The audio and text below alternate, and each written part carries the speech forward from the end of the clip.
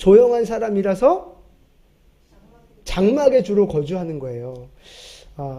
그런데 이제 28절 보시면 아버지 이삭은 누구를 좋아합니까? 에서를 좋아해요. 이 고기를, 사냥한 고기를, 자연산 고기를 좋아해서 고기를 잡아오는 에서를 사랑했고요. 엄마 리브가는 야곱을 사랑했습니다. 이게 부모가 원래 이렇게 이러면 안 되는데, 그죠? 이러면 안 되는데 하여튼 이렇게 됐어요, 이 가정이. 자, 그래서 이제 어느 날 29절에 보니까 야곱이 뭐 하고 있습니까? 죽을 끓이고 있는 거예요. 죽 썼다 그러면 좀 그렇고 죽을 끓이고 있는 거예요. 근데 에서가 사냥을 나갔다가 돌아온 것 같아요. 근데 사냥에 실패했는지 하여튼 배가 겁나 고팠어요. 자, 제가 그림을 좀 준비해 봤는데 그림을 좀 보여주세요. 네. 네. 요게 야곱, 저쪽에 이제 털 많은 사람이 에서입니다. 죽을 끓이고 있는데 무슨 죽이라고 성경에 나와요? 팥죽이라고 나와요? 그래요? 어느 성경을 보고 계시지? 붉은 죽이라고 나옵니다. 성경에는 붉은 죽. 그런데 저 붉은 죽의 정체가 뭐냐? 한국적으로는 팥죽이라고 말할 수 있지만 정확하게 말하면 렌틸콩입니다. 렌틸콩. 아시나요? 제가 사진을 저 뒤쪽에다 준비했는데 렌틸콩 잠깐만 좀 보여주시겠어요? 렌틸콩. 쭉 넘겨보시면 나올 거예요. 동그랗고 납작하게 생겼어요. 우리나라에선 나오지 않는 건데 지금 시중에서 팔긴 합니다. 동그랗고 납작하게 생긴 저 렌틸콩. 이제 저거를 이제 죽으로 끓이고 있었던 거예요. 근데 다시 그 에서와 야곱 그림으로 가주시면 에서가 배고파서 돌아왔는데 야곱이 죽을 끓이고 있단 말이에요. 그러니까 뭐라 그래요? 30절에 보면 야곱에게 이르되, 같이 읽겠습니다.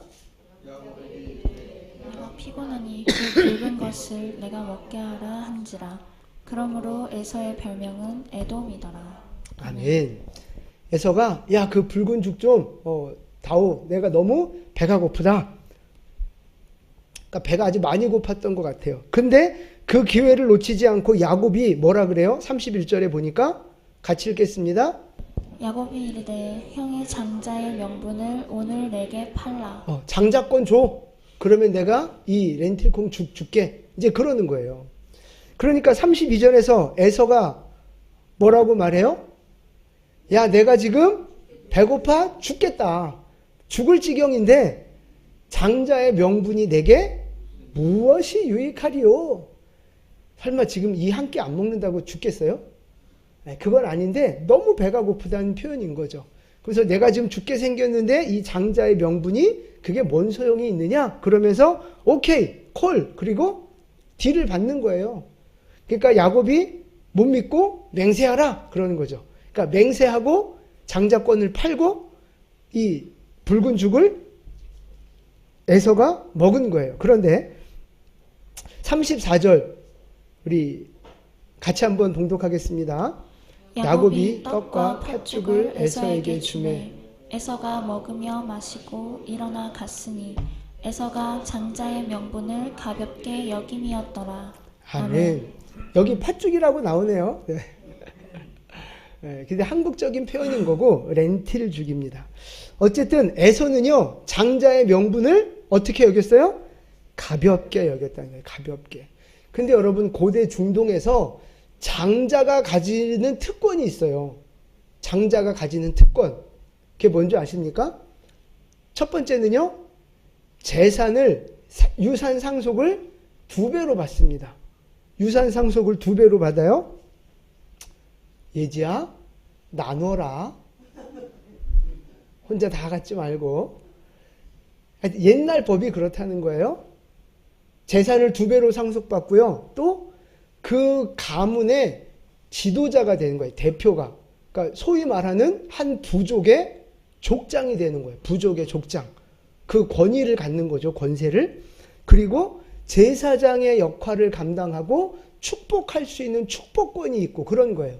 그런 권세와 어떤 특권이 장자들에게 있어요. 그래서 장자권은 이 옛날 부족 사회에서 굉장히 중요하게 여겼던 건데 오늘 에서는 그것을 가볍게 여겼다는 거죠. 소홀하게 여겼다는 거예요.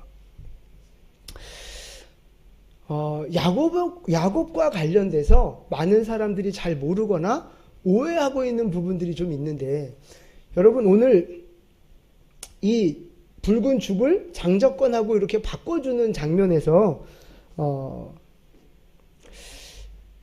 한번 생각해 보세요. 그냥 형이 배고프다는데 이거 하고 있는 거 한 그릇 떠서 주면 안 돼요?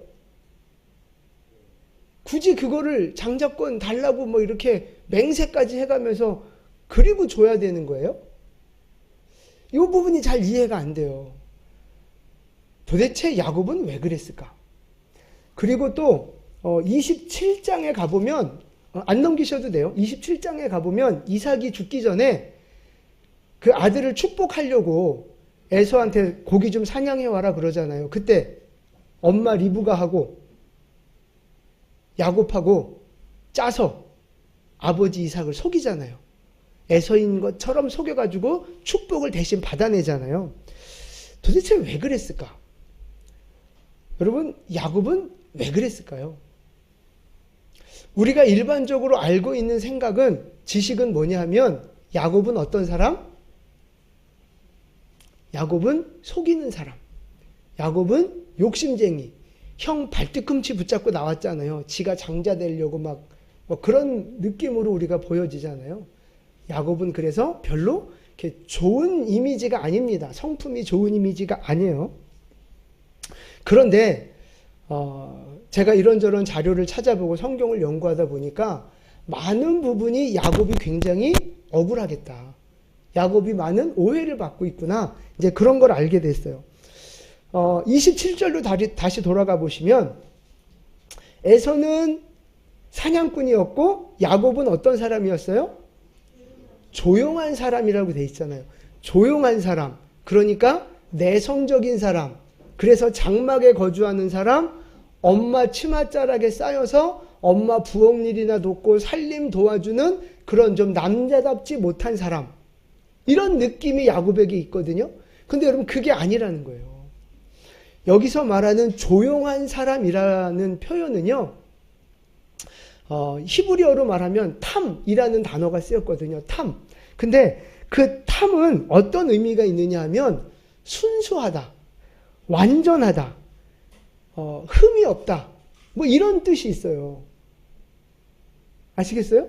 흠이 없다, 순전하다, 완전하다, 이런 뜻이 있어요. 그 요 탐이라고 하는 단어를 누구한테 많이 썼느냐 하면 욥한테 많이 썼어요. 욥 아시죠? 욥기 1장 1절 말씀인데요. 욥기 1장 1절 같이 봉독하겠습니다. 우스 땅에 욥이라 불리는 사람이 있었는데 그 사람은 온전하고 정직하여 하나님을 경외하며 악에서 떠난 자더라. 아멘.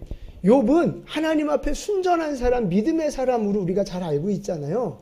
그런데 여기서 말하는 이 온전하다는 말이 바로 탐이라는 단어가 쓰인 거예요.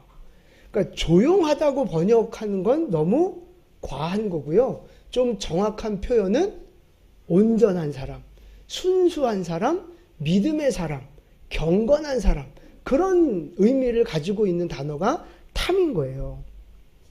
그러니까 결국 야곱은 하나님 앞에서 어떤 사람이었느냐?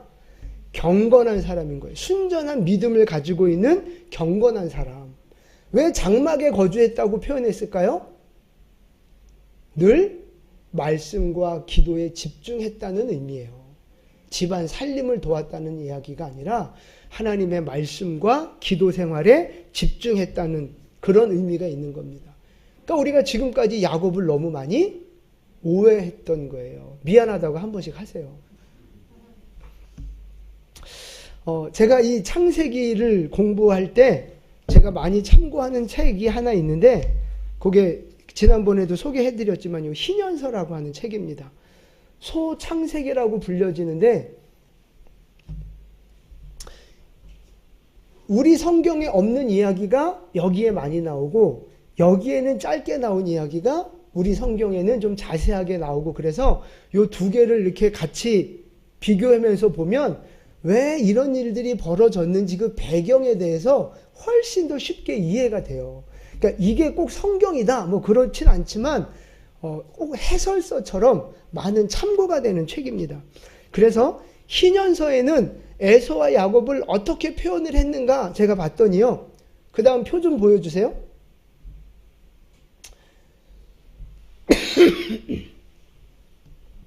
에서는요.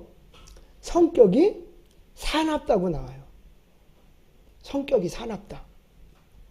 하기야 뭐 들에서 뭐 이렇게 막 사냥하고 여기저기 그냥 아무 데서나 자고 이런 사람이니까 뭐 깨끗하고 뭐 차분한 성격 갖고는 안 되겠죠. 그래서 성격이 좀 거칠고 사납다.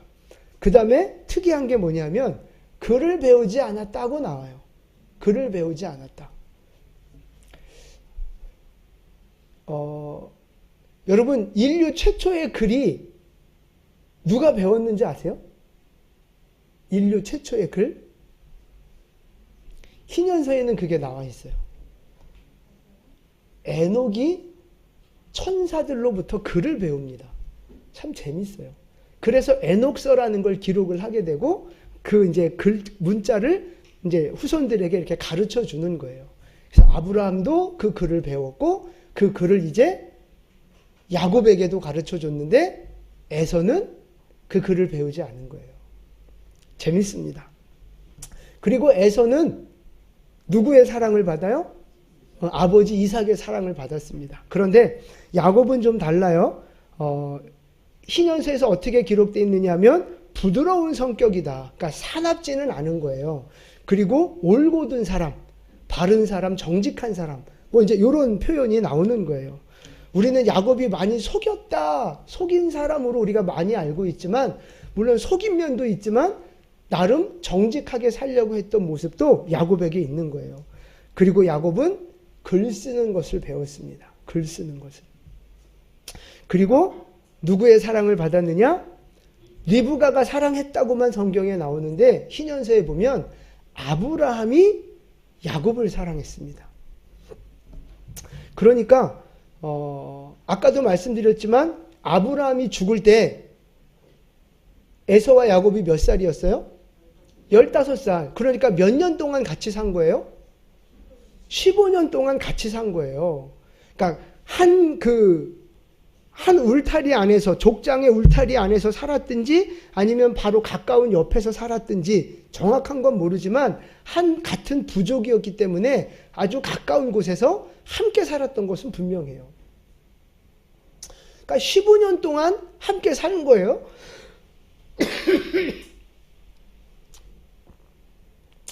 희년서에 보면 아브라함이 에서와 야곱을 눈여겨봅니다. 자기 아들 이삭을 대신해서 이제 계속 구속사의 말씀 전수의 사명을 이어갈 아들이 누구일까를 관심 있게 보는 거예요. 아브라함이 그렇게 관심 있게 보다가 점 찍은 사람이 누구예요? 그게 바로 야곱인 거예요. 에서는 글 배우기도 싫어하고 산으로 들러 나가기만 하고 성격이 포악하고 이래서 아브라함 눈에 쟤는 안 되겠다. 탈락하고 야곱은 왜? 경건한 사람, 말씀과 기도에 힘쓰는 사람, 성품이 좋은 사람. 그러니까 아브라함이 야곱을 픽합니다. 그래서 야곱을 따로 불러다가 많은 이야기들을 해줘요. 율법도 가르치고 많은 이야기들을 전수를 해줍니다. 그게 희년서에 나와요. 그리고 또 리브가를 따로 불러요. 아브라함이.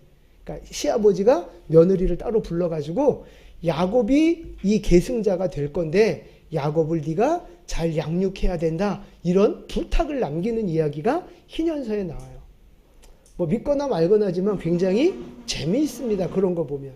그러면 이해가 되는 거예요. 도대체 리브가는 왜 그런 거짓말을 하면서까지 이제 그런 일을 했는가? 막 이제 이런 게 이해가 되는 거죠. 그래서 이제 다시 돌아와서 본문으로 돌아와 보시면 형 에서가 붉은 죽을 달라고 하는데 야곱이 거래를 하잖아요. 장자권을 달라고. 요 본문을 해석하는 두 가지 관점이 있어요. 그러니까 지금까지 여러분들이 들어보지 못했던 관점일 겁니다. 그래서 귀를 쫑긋 세우시고 재밌게 들어주시면 좋겠어요. 왜 장자권을 거래를 했느냐? 두 가지 해석이 있는데 첫 번째 뭐냐면 요 hin연서의 기준으로 설명을 드리면 에서는 말씀 맡은 사람이 아니었어요. 그러니까 말씀을 전수받고 전수해야 하는 사명에서 벗어난 사람이었습니다. 그걸 어떻게 알 수 있느냐? 글도 안 배웠고요. 그 말씀에 관심이 없는 거예요. 성격이 사나운 사람.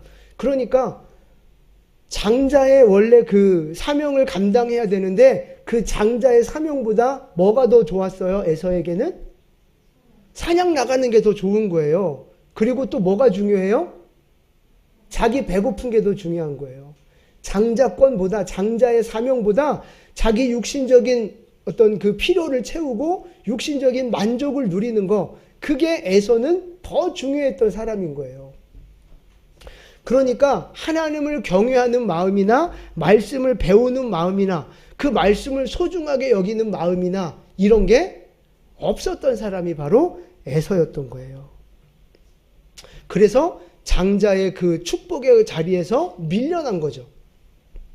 근데 야곱은 어떤 사람이었느냐? 아까 말씀드렸지만 하나님을 경외하는 사람, 말씀과 기도에 힘썼던 사람인 거예요.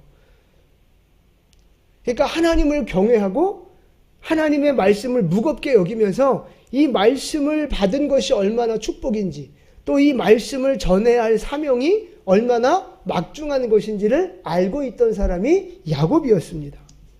그런데 야곱 입장에서 생각해 보세요. 쌍둥이 형이라고 하는데 쌍둥이잖아요. 시간 차이도 없는데 장자의 사명을 감당해야 할 에서가 지금 어떻게 하고 다녀요? 하는 꼴을 보니 쟤는 안 되겠는 거예요. 장자의 사명을 감당할 마음도 없고 자질도 없고 말씀도 없고 하나님 경외하는 마음도 없고 아무것도 없는 거예요. 그러니까 이 말씀을 전수해야 되는 귀한 사명 누군가 감당해야 되는데 이미 형은 글렀다. 그럼 그 다음 차례는 누구예요? 자기인 거잖아요. 자기 야곱. 그러니까 나라도 이 하나님의 말씀 전수의 사명을 내가 감당해야 되겠다. 내가 이 장자의 사명을 나라도 감당해야 되겠다. 이런 마음이 야곱에게 이렇게 올라오고 있었던 거죠. 그런 생각이 있던 차에 지금 형이 또 철없이 와가지고 먹을 거나 달라 뭐 이러니까 그걸 기회로 합법적으로 장자권을 산 거예요. 합법적으로 장자권을 샀다고요. 속여서 뺏은 게 아니잖아요. 이거는 합법적으로 산 거예요. 야곱이 얼마나 하나님의 말씀이 장자의 사명을 감당하고자 하는 마음이 간절했는가 깊었는가를 알 수 있는 거죠.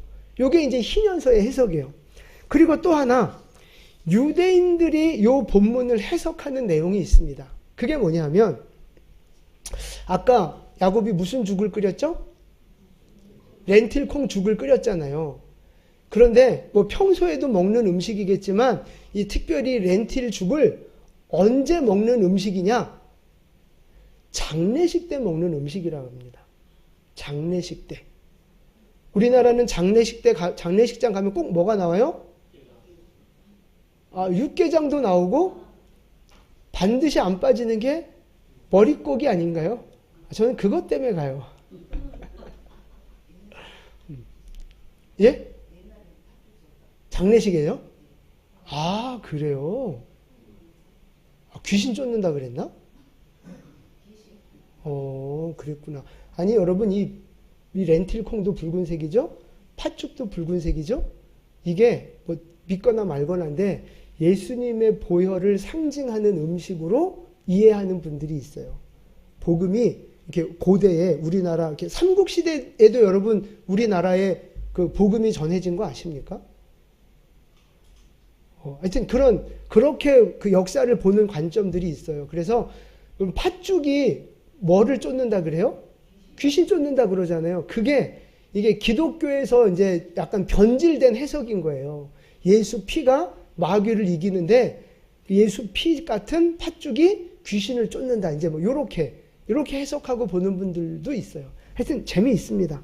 근데 어쨌든 중요한 건 야곱은 지금 그냥 배고파서 밥 먹으려고 죽을 끓이는 게 아니라 뭐 하는 거예요? 장례식 음식을 준비하고 있는 거예요. 아브라함이 죽은 거죠. 아브라함 할아버지가 돌아가셔서 이제 지금 가문에서 장례식을 준비하면서 음식을 만들고 있는 거예요. 그런데 유대인의 해석입니다. 그런데 이 장례식 때 에서는 어디가 있어요? 들로 산으로 나가 있는 거예요. 사냥하고 있는 거예요. 그러다가 늦지막히 들어와가지고 지금 할아버지 장례식엔 관심 없고 자기 배고프다고 밥 달라고 지금 이러고 있는 거예요. 그러니까 할아버지 아브라함의 사랑을 잔뜩 받고 자란 야곱 입장에선 화가 나는 거예요. 그런 형을 보면서 철없는 형, 가정을 돌보지 않는 형, 장자의 역할에 전혀 관심 없는 그 형을 보면서 화가 나는 거죠. 그래서 형이 밥 달라고 그러니까 그럼 장자권 내놔. 이제 이렇게 되는 거예요. 자기가 이 장자의 사명을 감당하겠다고 결심한 거죠. 이렇게 두 가지 큰 해석이 있어요. 여러분 굉장히 그럴듯하지 않습니까? 그냥 단순히 야곱을 나쁜 놈, 욕심 많은 놈 뭐 이렇게 치부하기보다 이런 해석을 들으면 뭔가 좀 더 그럴듯하지 않아요? 그래서 재미있습니다. 그래서 여러분 야곱이 생각하고 있는 이 장자권, 장자의 명분을 갖는다는 건 무슨 의미냐 하면 두 가지인데 첫 번째 육신적으로는 뭐예요? 재산을 상속받는 거예요. 2배로 재산을 상속받는 거고 그 부족의 족장이 되는 대표가 되는 권세를 갖는 거죠. 이제 육신적인 장자의 특권인 거예요. 근데 진짜 야곱이 원하는 장자의 명분은 뭐냐? 그건 영적인 건데 바로 하나님을 경외하는 마음으로 하나님이 맡겨주신 말씀을 지키는 거예요. 말씀을 지키며 살기도 하고 말씀을 잘 간수해서 후손에게 말씀을 전수하는 사명까지. 그게 지금 장자가 해야 되는 사명인 거거든요. 지금 야곱이 집중하고 있는 장자권은 바로 그건 거예요. 내가 말씀을 전수하는 자로 살아가겠다. 말씀을 맡은 자로 사명을 감당하는 자가 되겠다. 그렇게 생각하고 있는 거죠.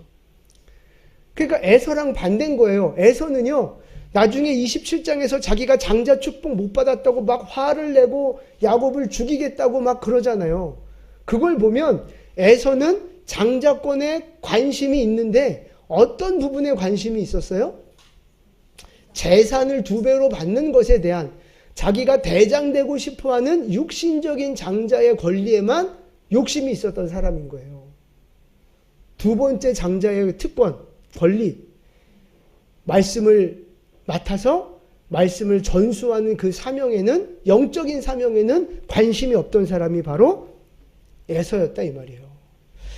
그래서 에서를 표현한 말씀이 히브리서에 나오는데 12장 16절 말씀입니다.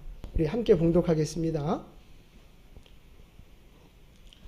음행하는 자와 혹 한 그릇 음식을 위하여 장자의 명분을 판 에서와 같이 망령된 자가 없도록 살피라. 아멘. 에서를 신약 성경은 뭐라고 평가하느냐 하면 망령된 자라고 평가하고 있어요. 망령된 자. 자, 그런데 이 망령되다라는 말이 무슨 뜻이냐, 원어로 무슨 뜻이냐를 좀 보여드릴게요.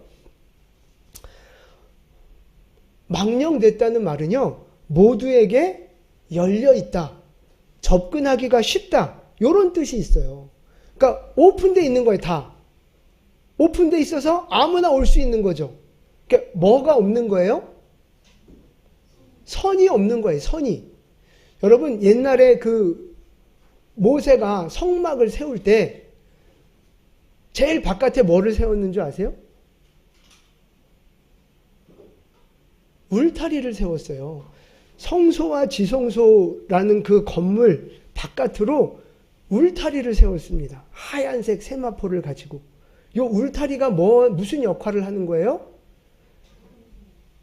영적인 세상과 육신적인 세상을 구분짓는 역할을 하는 거예요.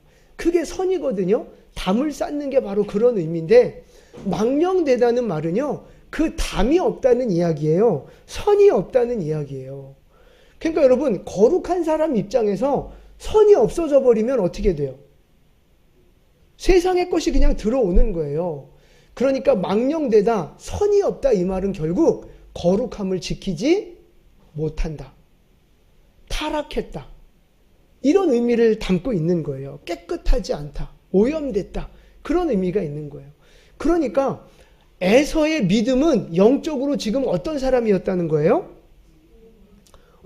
지켜야 할 선 없이 세상하고 그냥 뒤섞였다는 이야기입니다. 하나님 앞에 지켜야 할 선이 있잖아요. 선. 그게 뭐예요? 거룩함 아닙니까? 거룩함을 지켜야 되는 거예요. 우리는 하나님의 백성으로서 하나님의 백성다운 선을 지키며 살아가야 되는 거예요. 거룩함을 깨트리면 안 된다고요. 세상과 타협하면 안 된다고요. 그게 뭐겠어요?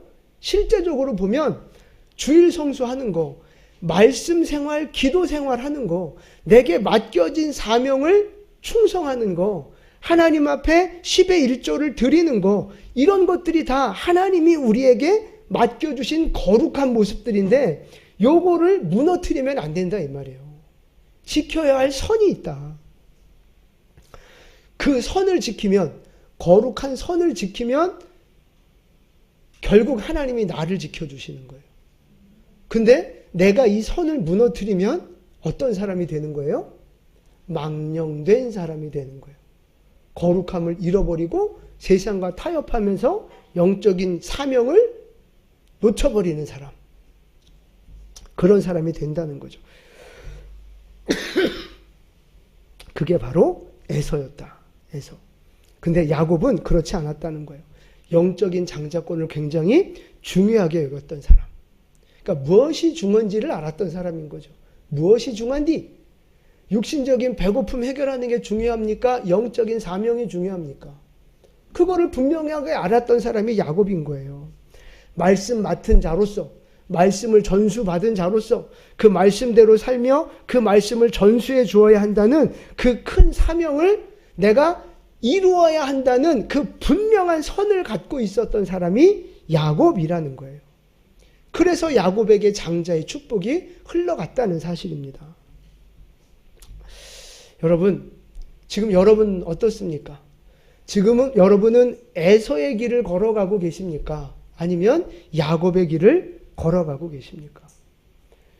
육신의 어떤 그 즐거움, 육신의 쾌락, 그것을 쫓아가는 것이 더 중요하십니까? 아니면 영적인 자리, 예배와 말씀과 기도의 자리를 지키는 것이 더 중요하십니까?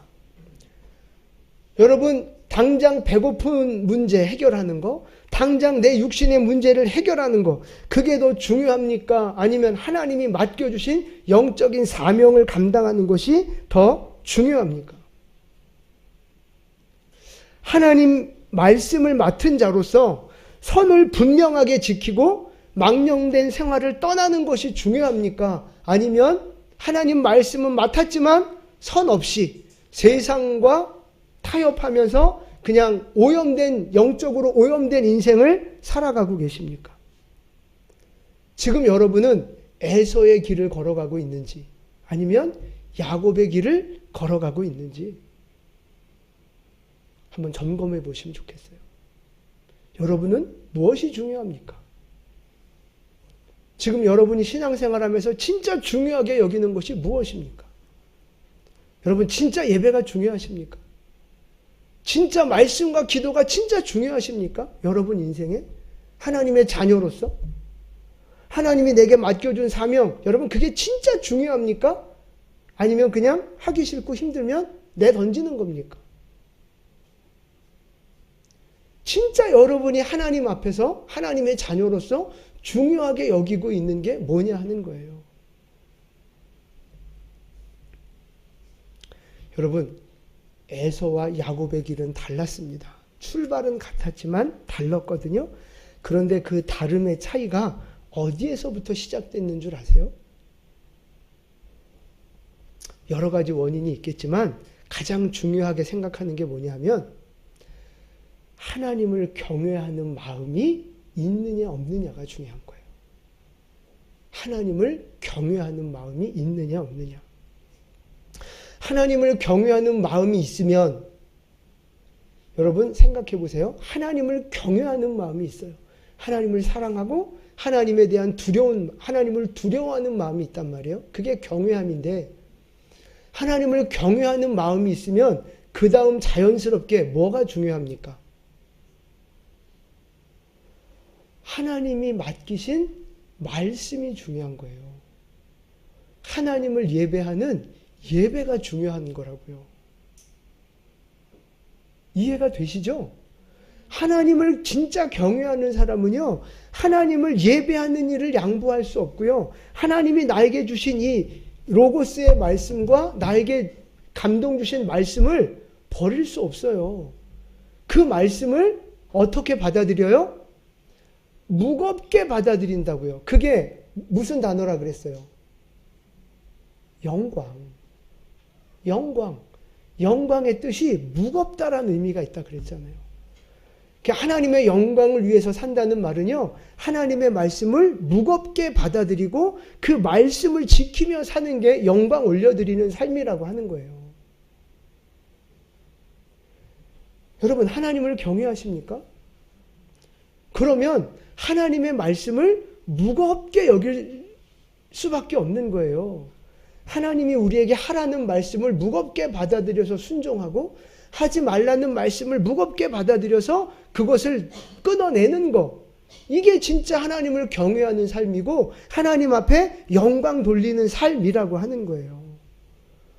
그래서 하나님을 경외하는 믿음이 있으면 말씀에 집중하게 돼 있어요. 기도하는 일에 힘쓰게 돼 있다고요. 예배를 소중하게 여기게 돼 있어요. 주님의 몸된 교회를 소중하게 여기게 돼 있다고요. 그게 하나님을 경외하는 사람의 모습인 거예요. 자연스러운 모습인 거예요. 근데 뒤집어 생각해 보세요. 하나님을 경외하는 마음이 없어요. 교회는 나와요. 예수는 믿는다고 해요. 그런데 하나님을 경외하고 무겁게 여기는 마음이 없으면 뭐를 가볍게 여겨요?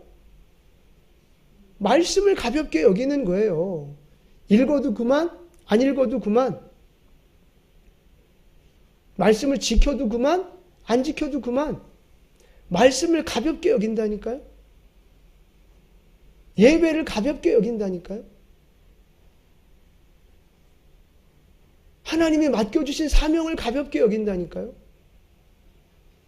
아무리 예수 믿는다고 떠들어도 여러분, 하나님을 경외하는 마음, 무겁게 여기는 마음이 없으면 바람에 나는 겨와 같은 신앙생활 하는 거예요. 세상 바람 부는 대로, 자기 기분 부는 대로, 자기 형편이 되는 대로 그냥 막 신앙생활 하는 거죠. 기준이 없어요. 무거운 마음이 없어요. 내가 뭘 버리고 뭐를 선택해야 되는지에 대한 기준이 없어요. 그게 하나님을 경외하는 마음이 없는 사람의 신앙의 태도라고 하는 것입니다. 하나님을 경외하는 마음이 있으면요, 육신적인 것보다, 육신적인 재미나 육신적인 문제 해결하는 것보다 뭐가 더 중요해요? 영적인 게 더 중요한 거예요. 말씀 생활, 기도 생활, 하나님이 맡겨주신 사명과 예배, 이게 더 중요한 거예요. 하나님을 경외하는 마음이 없으면 반대인 거죠. 영적인 것보다 육신적인 게 더 중요한 거예요. 지금 당장 내 눈에 보이는 거, 지금 당장 나한테 필요한 거, 지금 당장 내 기분을 좋게 하는 거, 이게 더 중요한 거예요. 그게 누구의 모습이었어요? 에서의 모습이었다고요.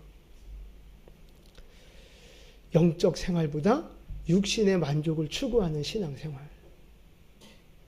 예수를 믿는다 하지만 예수를 주인으로 고백하지 않고 자기 보디가드처럼 자기가 필요할 때 자기를 도와주어야 하는 존재처럼 예수를 믿는 거죠. 예수님을 무겁게 여기고 예수님을 깊이 사랑하고 예수님을 깊이 두려워하는 그 마음이 없는 거예요. 여러분, 예수님을, 하나님을 너무 우습게 여기지 마십시오. 예수님을 너무 가볍게 여기지 마십시오. 하나님을 무겁게 여기고 하나님의 말씀을 무겁게 여기는, 그래서 그 말씀 앞에, 뜻 앞에 엎드려 굴복하는 여러분 될 수 있기를 축복합니다. 그러한 사람이 사명자로 살아가는 거고요. 그런 사람이 하나님의 영광을 위해서 살아가는 거예요. 바라기는 여러분이 바로 그러한 사람 될 수 있기를 축복합니다. 그래서 여러분, 우리 안에 회복되어야 할 것이 하나님을 경외하는 마음이에요. 하나님을 경외하는 마음으로 장자권에 욕심내는 여러분 될 수 있기를 축복합니다. 여러분, 그 영적 장자권에 좀 욕심을 내셨으면 좋겠어요. 우리가 이 세상에서 육신적으로 형통하고 유명해지고 잘되고 부자 되는 거 누구나 다 원하잖아요. 그렇게 되기를 원합니다. 축복합니다. 그런데 여러분, 우리의 관심이 거기에만 있으면 안 된다고요. 그거는 부차적인 거고요. 가장 본질적으로 우리는 어디에서 성공해야 돼요? 영적 세계에서 성공해야 된다고요. 하나님의 말씀을 지키는 믿음의 영역에서 우리는 먼저 성공해야 하는 줄로 믿습니다. 장자권에 대한 욕심, 사명에 대한 욕심, 하나님이 주실 영광에 대한 욕심을 갖는 여러분 되셨으면 좋겠어요. 여러분, 하나님이 여러분들에게 뭘 맡기셨어요? 말씀을 맡기셨잖아요. 하나님이 여러분들에게 이 로고스의 말씀과 우리에게 주시는 레마의 말씀을 우리에게 맡겨주셨어요. 여러분, 그 말씀을 무겁게 여기고 그 말씀을 지키고 그 말씀을 전수하는 삶을 살아가시기를 축복합니다. 자녀들에게 전수하시고 이웃들에게 전수하는 거예요. 그게 우리가 살아가야 할 삶의 목적과 방향이라고 하는 사실입니다. 그게 바로 장자의 사명이고 특권인 거예요.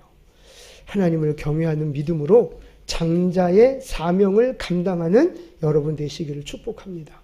그래서 아브라함에게 하나님이 주셨던 축복이 이삭에게 흘러가고 야곱에게 흘러가고 요셉에게 흘러갔던 것처럼 오늘 우리에게도 그 축복의 약속이 흘러 들어와서 그 복을 누리는 복된 성도님들 되시기를 축복합니다. 영적 장자권을 가지고 하나님의 영광을 위해 살아가는 여러분 되시기를 예수님의 이름으로 축복을 드립니다. 아멘. 기도하겠습니다.